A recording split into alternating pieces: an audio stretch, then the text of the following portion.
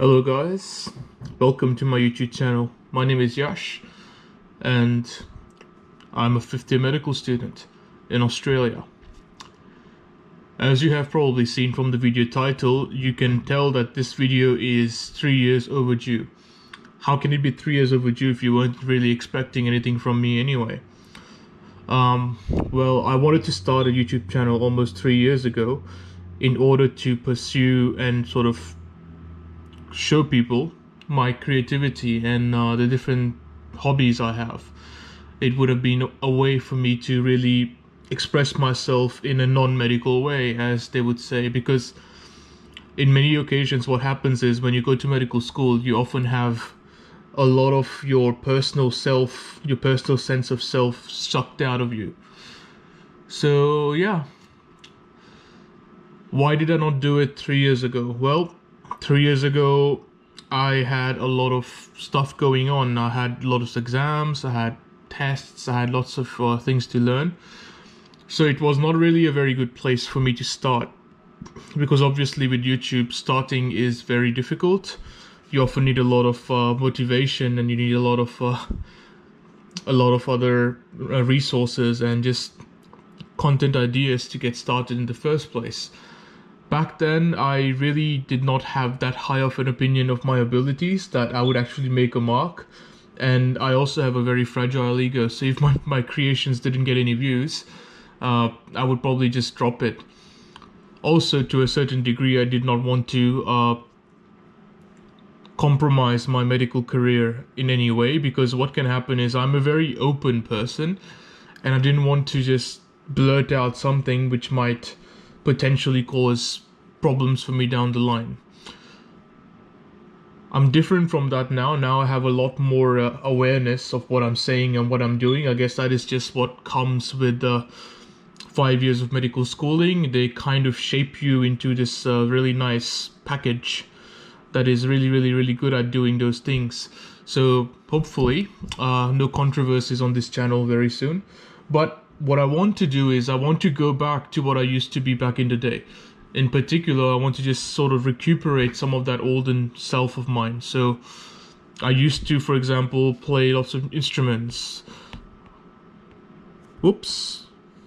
I used to play games. I was a gamer. In fact, I can probably show you my gaming setup. Do you guys see my gaming setup? Yep, that's my gaming setup, and that's a mic right here. And that obviously is my little bundle of joy, also known as a book stand. That's pretty much contains everything I've learned over the last few years. So yeah, so what I was talking about was I used to play lots of instruments. I was a gamer. I used to write. I used to do creative writing. I used to do a lot of things. Like I was interested in mathematics. Like not the boring algebraic mathematics that you guys are probably used to in high school. I was interested more in the more creative forms of mathematics, which happens mostly on the number file channel, for example. Like they show a lot of beauty to which mathematics can take form. So that was the kind of things I was really interested in. And I feel like over the course of my medical career, slowly but surely, all of those previous hobbies of mine have kind of faded into the background, and at this point in time it's gotten so bad that I'm actually not even able to do anything. Like, for example, I can probably sit down in front of my gaming computer, switch on a game, and nothing happens. So what I mean by nothing happens is that I have absolutely no drive to play the game whatsoever. I will open the game, start playing here and there, maybe for 20-25 minutes, then I'll get bored and I'll shut it down. I think that's not a good thing, because it's very important for medical personnel to have some way to get away from medicine, because medicine, especially when I'm a doctor next year, is going to be extremely overwhelming. And it's extremely important in that way to really understand how I can de-stress, how I can sort of get back to base with myself and really grow myself more so than who I am as a medical professional, right? So yeah, Now you guys might be thinking, okay, great, thank you for telling me all that, but why now? Why today? I'm a final year medical student, so I'm a fifth year. Why today? Why not in first year? Of course, if I started in first year, it would have been a lot more useful for you guys in that sense that I would have showed you how a medical student progresses throughout their medical career. But I was just too scared at that time. I was too scared. I had too much of a fragile ego. I just didn't understand what I was doing at the time. Didn't want everyone to see me vulnerable. But now I'm perfectly happy to see myself vulnerable in the mirror, and I'm perfectly happy to express that to people. So that could be one of the ways. And the other thing that I would like to talk to you about, obviously there's no getting away from it. Because of COVID, the prospect of getting any kind of part-time job is just impossible at this point in time. So I thought that probably was a sign that I should start doing what I've always wanted to do, which is start off my own YouTube channel and put in work into it, put in as much effort as I can into it, express myself, review a lot of my old hobbies and passions, restart playing all the musical instrument I used to, and just be a better person in general. So, for example, I've actually ordered an Arduino, is it called Arduino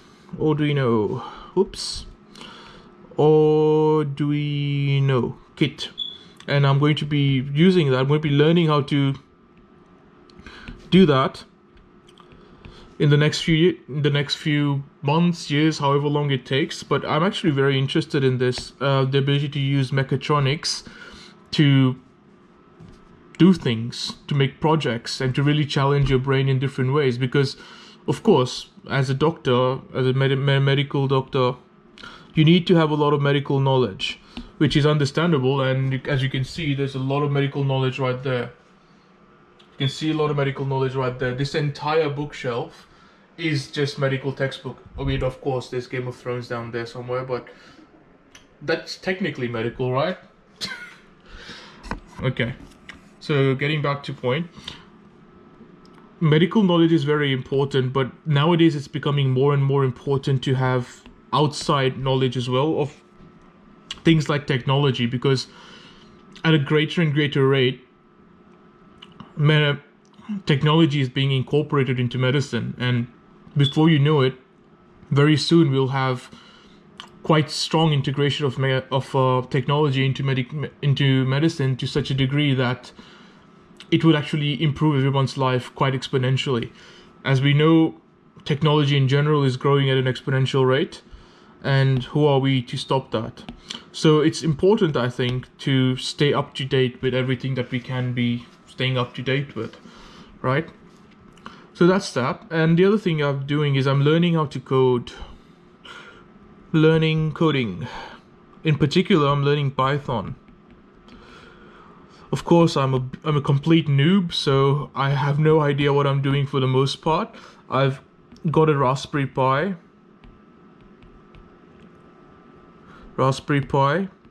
and I'll be coding different things for the Raspberry Pi, like different little programs, maybe even try to make a game or something, making different projects. So with the Raspberry Pi and the Arduino, I should be quite well taken care of.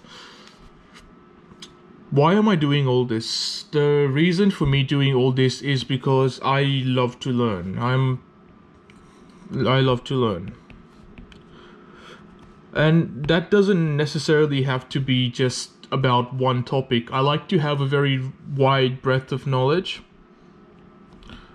Whoops, I don't know how to breath. Is that how you write breath? Breath. BREADTH. Breadth of knowledge. That means is I would like to know about many different things, not just limited to medicine or limited to computers or limited to how to fix a cat or something. I don't know, whatever you guys can think of. I like to know a lot, and knowing and learning is what's going to actually make me feel nice. So it gives me a sense of happiness and closure. oops, I can't spell today, happiness and closure, which is, I think, very important, because this is what you kind of look up to when you're in tough situations and you kind of want a sense of self, as to what makes you happy and what gives you a nice feeling of comfort and a feeling of, yes, I've accomplished something with my life. So in my case, that's, I actually love to learn things, and when I learn things, I like to learn the very intricacies of it. So I just like to go into as much detail as I can, because unlike most medical students, I actually have a very bad memory. So I can't remember things quite so well. I can't do memorization very well. The way I learn is I like to make a story of things. So I make a story. For example, let's say we have a heart, right? Let's draw a heart. And a big ventricle here, and a big ventricle here. And you got your interventricular septum. You got the valves here. Whoops. One valve. And then your mitral valve here, which is 2 cusps. This is your interatrial septum. And of course, this ventricle pumps into the aorta and etc. So I like to see this as a story, right? This is the right atrium, and what does the right atrium do? Right atrium receives blood from the body. Whoops. So there's the superior vena cava there, the inferior vena cava here, and then it's going to push it into the right ventricle. The right ventricle pushes it into the lungs. Oops, lungs, and then lungs are going to push it into the left atrium. The left atrium is going to prime the left ventricle, and the left ventricle is going to eject all the blood to go around your system, right? What I like to do is I like to make little stories with the way I learn, and that helps me in a great way to do things. I'm going to make a video in particular about this, and I'll be trying to make it more succinct and more easy to understand, because this is, I think, a very important concept. I think it's a very neat concept to have if you're learning anything in general. Doesn't have to be medicine, can be anything. Is to break down every topic that you've got into little stories, and then you just narrate that story to yourself all the time. And before you know it, you will know that story so well that you will be able to extrapolate a lot of information from it. For example, in medicine, we have different topics. For example, we have anatomy, we have physiology, we have biochem, we have histology, we have microbiology, we have pathology, we have a lot of ologies, right? But most often than not, when we have patient presentations, we are not actually using this at all. We have patient presentations, the patient might be showing up short of breath. Patient might show up with chest pain, might show up with diarrhea, might show up with abdominal pain, etc., etc. No one shows up with, oh, I have a problem with my anatomy, oh, I have a problem with my physiology, oh, I have a problem with biochemistry, oh, I have a problem with histology, microbiology, pathology, etc. They show up with quite succinct sets of symptoms and signs. And as a doctor, it is your job to interpret the importance of these signs and symptoms into the relevant medical science, and then shoot out a diagnosis, right? Most of us, because of the sheer amount of cases we do, the sheer amount of learning we have around these common presentations, we can just list out like common causes of shortness of breath, 1, 2, 3, 4, common cause of chest pain, 1, 2, 3, 4, etc., etc. We often bypass this entire chunk here, and we just go off numbers and probabilities. I don't like that. I like to actually use this, because many times you often find that you find shortness of breath, for example, is it because of the lungs? So let's look at the anatomy of the lungs. The lungs are made up of 3 lobes on the right hand side and 2 lobes on the left hand side, and they are connected by primary bronchi to a trachea. Here's the carina here, and this goes into the larynx. We got the epiglottis here, which covers the larynx, and that is continuous with your nasopharynx. That's your nose here. That's your turbinates, and of course you've got your mouth here, and yep, and that's your lips and your nose and whatever. Yep. So if you know it, then you can find out shortness of breath can be, is it a problem up here? Is it a problem in here? Is it a problem in here? And then using that, you can actually predict what you need to do. So is it an infection? Whoops. Is it an infection? Is it a cancer? Is it inflammation? Is it many different things? And you can basically, by using these medical sciences, you can actually come up with a nice story which makes sense with the signs and symptoms you're seeing. And because you know the story so well, you can predict what the treatment will be, instead of running algorithms, because a lot of medicine is algorithm running. So is this person stable, unstable, kind of stable, and based on that we're gonna treat differently. But if we understand what's going on with the patient, we won't need algorithms really. Of course, algorithms help. Algorithms are designed for a reason. They're there to help us with making quick decisions at times where we might not necessarily be able to make quick things. We might not be able to quickly think and come up with a reliable diagnosis in time.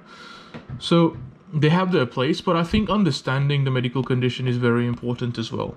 So yeah, of course I babbled a lot there. Now, why would that be relevant at all? Well, the thing is, like, this year being a final year, I'm actually applying for jobs. Applying for medical jobs. I'm applying for medical jobs across Australia, right? So when I was doing my applications, I came across my CV, which is your curriculum vitae, which pretty much means the story of your life. And in particular, I had a look into my personal interests section, and I was quite surprised, right? I was very surprised. Like, yeah, I'm a med student, I am volunteer, I'm this, I'm that. But when you get to your personal interests, this is the part which is you in a nutshell, right? I actually just saw that there were a lot of things in there which I used to really enjoy and do a lot of back in the day that I don't really do anymore. I don't, for example, I play instruments. I have 2 acoustic guitars, a 6-string and a 12-string. I've got 2 basses, 1 4-string acoustic, and a 5-string electric. I've got an electric guitar. I've got a harmonica. I've got a harmonica. I've got bamboo flutes. What else do I have? I've got bamboo flutes. I used to be a drummer. I used to take formal drumming lessons.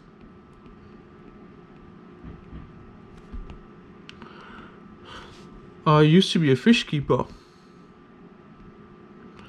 I used to have a Saratoga. I've kept goldfish. I've kept stingrays. I've kept many different fish. I had lots of tropical tetras. I had cichlids. At some point I had, what else did I have? I had guppies as well. I bred guppies actually. I used to breed guppies. It's actually not very difficult. All you have to do is to put in an even number of males and females, and they will just do it for you as long as you keep the quality of the water relatively okay. Yeah, I used to be a fish keeper. This is obviously not a exhaustive list. I had discus as well. I kept discus for a while. What else did I do? Fish keeping, discus. I had, what else do I do? I used to do lots of mathematics. So I would often find like Sudokus. I would do like challenge questions. Actually like to learn intricacies. Oops. Intricacies. This will allow me to do that because it gives me something to work towards, which means I can learn the intricate aspects of different disorders or different pathological conditions. That makes me feel better about myself, because that's one of the ways I judge my own progress as a medical doctor. But at the same time, it also allows me to communicate that information to you guys. And of course, this will not be aimed at a PhD level. No, this is not going to be aimed at a PhD level. I'll try to simplify the information as much as I can. So if it's a complicated topic, I will try to simplify it as much as I can. Maybe the videos will end up being 2 hours long. I don't care. If you're interested, I wanted to make it as easy for you to understand as possible in that regard. And of course, these are going to take a lot of time to edit and process, but I will try to regularly include a new disease every so often. For example, the one I'm working on right now is SLE, so systemic lupus erythematosus. This is a very interesting disease. It comes up everywhere. You guys, if you have seen House MD, you know it's never lupus. That's actually true. Lupus is one of the most rare conditions you'll ever come across. I've only seen like 4 or 5 cases of it in my life so far. And yeah, it's a very interesting condition because it shows up with any symptom you can think of from the head to your toes, but there are certain very specific symptoms that it shows up with that allows us to make a diagnosis. But of course, that will be more in depth when I do my lupus video at some point, but bear with me in that regard. So yeah, so coming back here, it allows me to go into the greater intricacies, learn everything to a much greater detail, and really understand and storytelling. Yeah, that's how I sort of roll. So that's what I'm going to be doing. So the primary function of this channel is going to be quite simply, I'm going to allow personal growth on this. So I'm going to actually share with you the different things that I'm doing to keep myself growing on a level greater than medicine. I'm going to be also providing you guys with medical education at a very simplified level, hopefully in an animated form. I'm learning how to use Animator. I'm not very good at it. Maybe my first 3 videos won't be animated, but going down the line they might become animated, we never know. And this whole coding fiasco that's going on at the moment with me as well, let's see how this ends up going. Hopefully it sticks and I learn it in a way that makes me a better computer scientist going forward, because every the field of interest that I have at this particular point in time, there is one thing that I'm really interested in. It's called neuroplasticity. Neuroplasticity. The way I understand neuroplasticity is that it's your brain's ability to map different functionalities to different other parts in order for you to regain or retain functionality, even if that part of your brain is damaged. So I want to see if it is possible to enhance this with technology and training. And we'll see. We'll see what ends up happening. I'll probably end up doing a PhD on this later on. But yeah, let's see how things end up going. Well, I guess that's it from me at this point in time. I'm sorry this video was all over the place, but I really do not know what I'm talking about. This is the first time I've ever taken a camera and talked about these particular topics in a particular way. Obviously, as I move on with my YouTube career, my content will become a bit more succinct for you guys to really understand. So yeah, please excuse the unnecessarily long babbles. That's kind of a feature of my personality. I like to babble about different things and go off on tangents a lot, so fair warning. Okay, so yeah, just remember to leave a comment. I'm not going to ask you to like or subscribe to my channel just yet because I haven't uploaded any worthwhile content, but if you want to, there's no one stopping you. If you want to follow my journey going forward, please feel free to subscribe. I'll attempt to upload a regular stream of videos with different types of contents going on so that you guys are kept entertained in that regard. Please do leave a comment to tell me how to help guide me how to improve, because I'm not very good at this just yet. I do plan on becoming good at it, but everyone starts at the absolute bottom. And that's where I'm at now. Awesome. So thank you for your attention so far, and I hope you stay around. Bye-bye. For example, problem solving with tricks and tips to try and see how much of high school I remember. I used to just try to understand the different things like complex numbers. Then I obviously was interested in computer sciences. So I've built like over the last 5-6 years, I've built like 10 computers.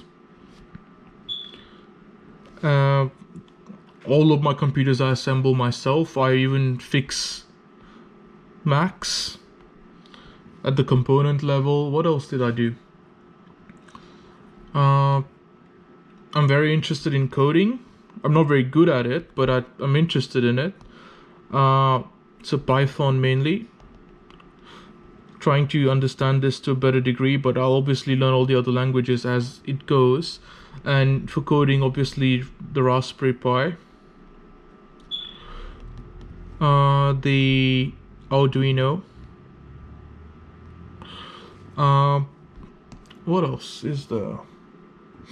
Gaming. I've been a big gamer. I'll show you guys my Steam library at some point. I also have a whole bunch of gaming consoles which are interesting. I have I've got 2 gaming PCs at the moment. I've got a PS3, PS4, PS2, Nintendo Switch, Nintendo 3DS, DS, PSPs, Game Boys,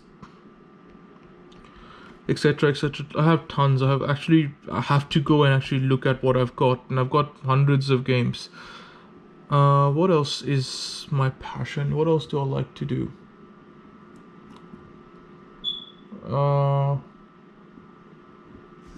Yeah, let's leave it at that. I think that's a pretty comprehensive list for now.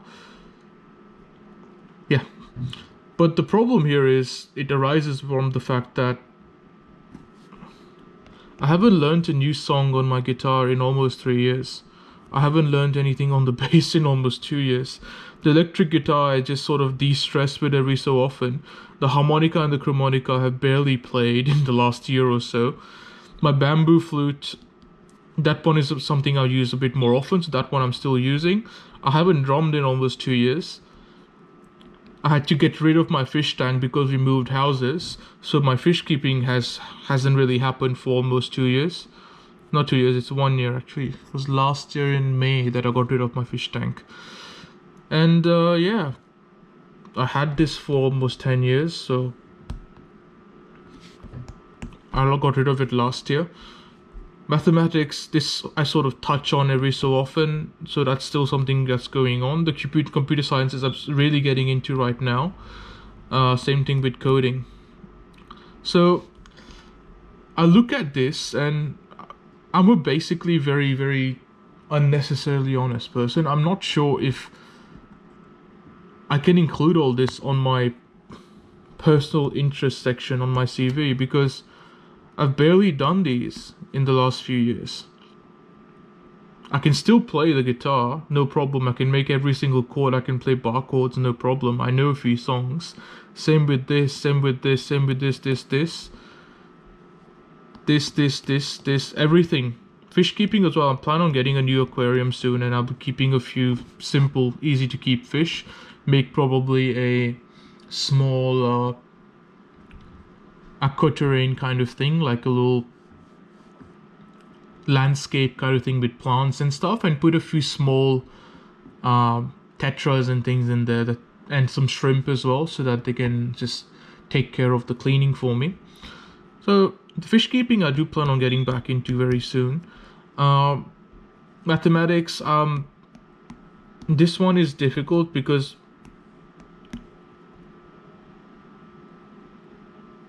it takes a lot of time to do a lot of mathematics. It takes a lot of understanding, a lot of learning, a lot of things.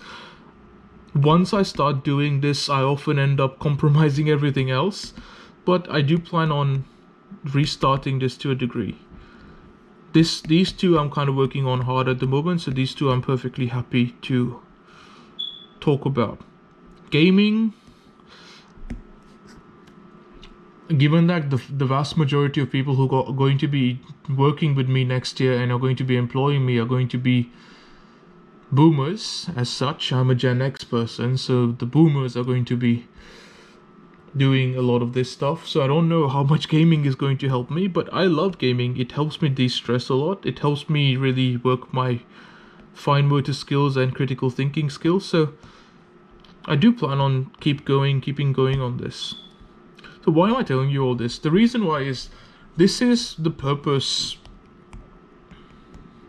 of this YouTube channel.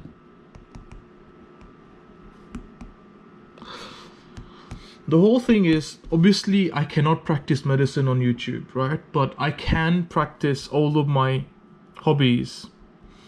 So what I'm going to do is, on this channel, I'm going to be regularly posting things where I actually have used all of these things, so that I get that sense of closure myself and that sense of satisfaction that I'm actually engaging in my hobbies, instead of just letting them die off and letting medicine take over my life front, right, and center, and just grow as a person. Because the last thing you want is for someone, well, at least for me, the last thing I would want for my doctor to be is someone who has no personality beyond medicine. And I feel like I'm slowly becoming that as well. I feel like if this is me, right, and this is my nice little coat that I'm wearing here, and of course there's the sleeve here. If you take away medicine from me, I'm nothing. I feel like I'm actually nothing. So what I want is, I want to develop myself in such a way that I can actually say that I am more than just a medical student or more than just a doctor. I really don't know how to articulate this thought to you guys that well, but that's kind of like what I want. I want to really be something more than just a doctor. I want to be someone who has some depth to himself. I have some skills and abilities that I'm proud of beyond medicine. But you must think of it that way. If I were to not practice medicine tomorrow, I still have something that I can make out of myself, as opposed to just be fixated on it. The reality with medicine is, as you would guys know, you have to literally fixate on it from a very young age and keep fixating on it for the rest of your life to such a degree that it becomes an integral part of your being. I'm not going to fight that. I know that it's going to eventually end up becoming a very integral part of my being, but at the same time, I do not want to sacrifice other aspects of my being as well. So I don't know if that makes any sense. Tell me if it doesn't make any sense. I will make a video dedicated to that particular topic in the future. And finally, one of the biggest things I want to do is medical education.